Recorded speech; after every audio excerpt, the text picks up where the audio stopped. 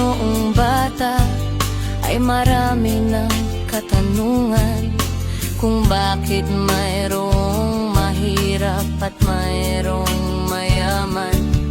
Sagot ng matatanda ay talagang ganyan ang buhay.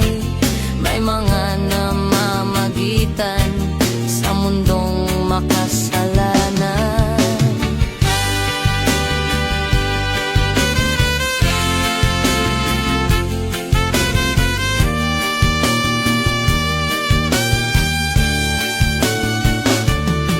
At ngayon ko lang nalaman ang tunay na katanungan, kung ang mga sagot ay tanda ng kaalaman.